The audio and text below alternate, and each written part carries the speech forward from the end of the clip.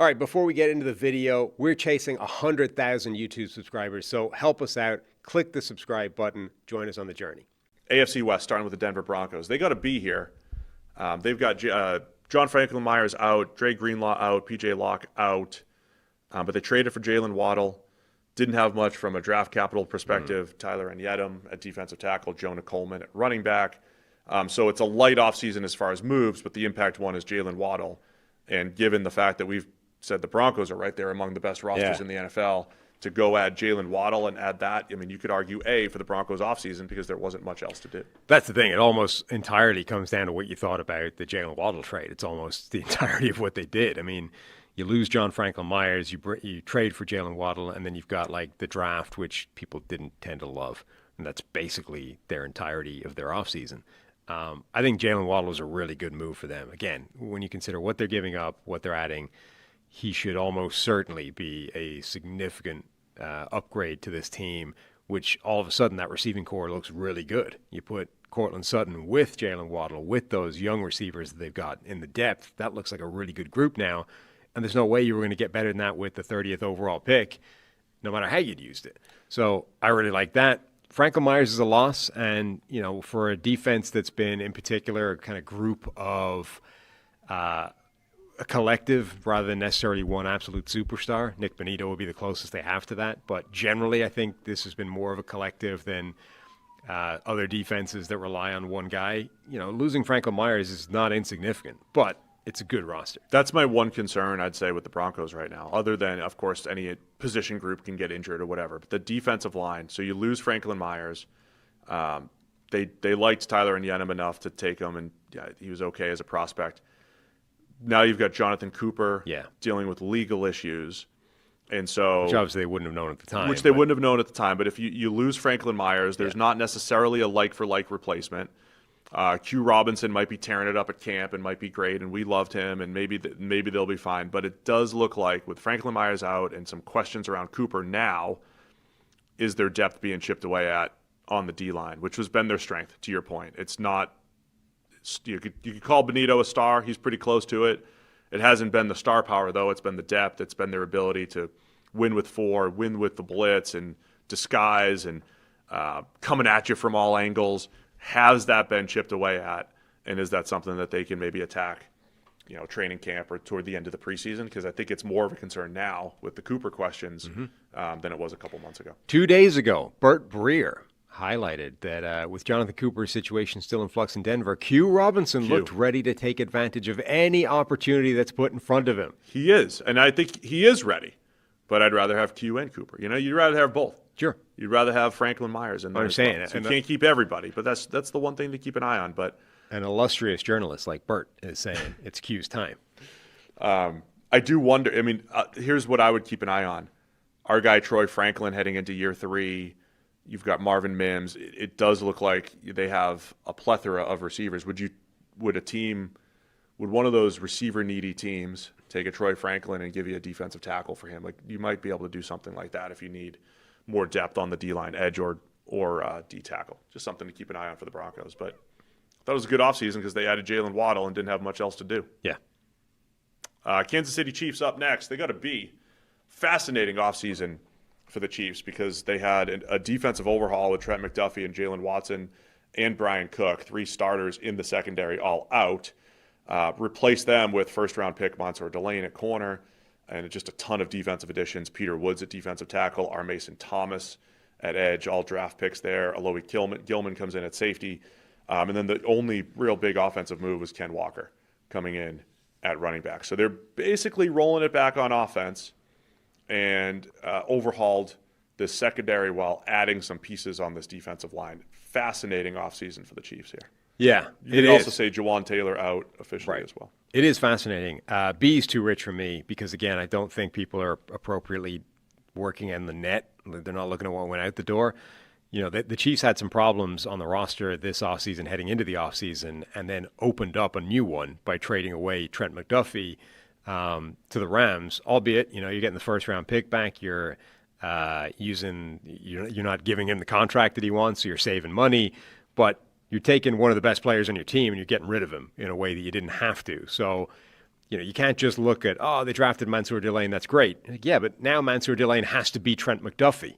Like that's pretty tough. That's a difficult assignment for a guy, anybody coming into the NFL. So I think they've added some good players. In fact, generally, I like most of what they've added. But I think you have to factor in A, what they lost, and B, did they attack the areas that people were questioning heading into the offseason? Like, as much as the backfield wasn't great, people were more worried about the receiving core and, is there a Rashee Rice backup plan and all that kind of stuff. They didn't really do anything about that. Instead, they went hard after a Ken Walker. You're like, well, that's good, but, do you want to pay a ton of money to a running back in today's NFL? I don't know. I don't hate it, but it's in the C's. Yeah, that's the interesting one is they seemingly have bet on their offensive personnel other than running back. Honestly, just going from Pacheco to Ken Walker could do wonders for this offense. And they clearly think it will. Right. A, because of the contract they gave Ken Walker, but B, because they were trying to upgrade at running back last season, right? They were looking for a Breece Hall. They were trying to get better in the backfield, assuming that was going to fix a lot of their problems when they still thought they were going to be a playoff team. But their bet is on the offensive side of the ball. Personnel's fine. Matt Nagy being out and maybe Eric Bieniemy coming in and just coaching changes are going to solve that and that they'll get back on track. But they're banking on Xavier Worthy taking a step and Rashee Rice being on the field, Tyquan Thornton being the 3, and they're rolling it back on offense. So that would be the one question is, did they do enough there? Jalen Moore now stepping in at right tackle for Jawan Taylor. You could argue that could be potentially an upgrade, but it's not like Jalen Moore was like a fine 2-year, $15 million a year player, signing and everything. But it's not like he's got this long track record of success at offensive tackle either. So the defensive overhaul was a real interesting one because adding Peter Woods, I liked that, where they got him in the late first. Our Mason Thomas adding some juice off the edge. They have added a lot to that defensive front. But to your point, you lost a lot in the secondary too, so we'll see where that ends up balancing out. Mm-hmm. I think I'm closer to C+, B- for the Chiefs here, not a B. Yeah, I'm in the C's somewhere. I accidentally skipped to the Los Angeles Chargers. So Chargers up next here. 2 more teams. They got a B for this offseason, drafting Akeem Mesidor in the first round, Jake Slaughter in the second round. Tyler Biadasz comes in at center after getting released by the Commanders. Dalvin Tomlinson comes in at D-tackle, David Njoku. And Charlie Kohler is not listed here. Love that move for the Chargers. Odafe Owe out after they traded for him midseason last year. Zion Johnson out. Benjamin St. Juste, Tyler Conklin. Thoughts on the Chargers in this offseason? B feels fair for the Chargers, I'd say. And some coaching changes. Of course. You lose Jesse Minter to a head coaching job, but you bring in Mike McDaniel from a head coaching job to be your offense coordinator. So that's a fun, I don't know what the net of that is in terms of you're losing, different side of the ball, but it's a pretty fun and 2 pretty significant moves. You're losing one of the better coordinators in the NFL, but you're also potentially gaining one. In McDaniel, and you have now this fun idea of what Mike McDaniel plus Justin Herbert plus these new additions is going to do to this offense. Like, what is that going to? It's a wild difference from the previous offense that they were running. I really liked the start of the offseason for the Chargers. They needed a center and 2 guards, and they got Biadasz for pretty cheap, but after they're getting released. So you fill the center spot. We assume Jake Slaughter is going to step in and play one of those guard spots, even though he was seen as a pure center by a lot of people in the draft. I think Mesidor, and then you get the re-signing of Khalil Mack for the 2nd straight year. And if it's just Khalil Mack's taking this hometownish discount for the Chargers for the 2nd straight 1-year contract, it's a good move for the Chargers to accept it. Yeah. To have Mack and Tui Peloto and now Akeem Mesidor as edge rushers. So I think that's stacked up pretty well. And then outside of the O-line, the offense, pretty deep receiving core, good group of running backs now when Omarion Hampton's healthy. They didn't have a lot to do on the offense besides that interior offensive line trio, and they've thrown some bodies at it.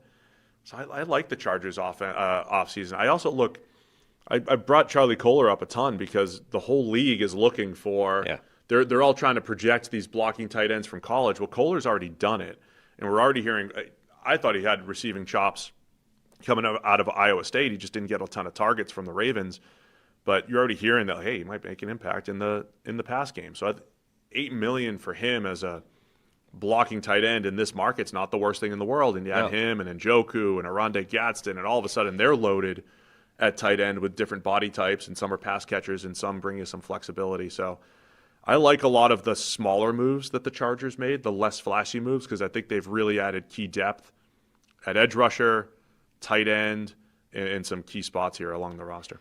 Yeah, I like a lot of what they did. I really like the Mesidor pick. I think he could end up being fantastic for them. A lot of it comes down to a sort of referendum on what you think Jake Slaughter is.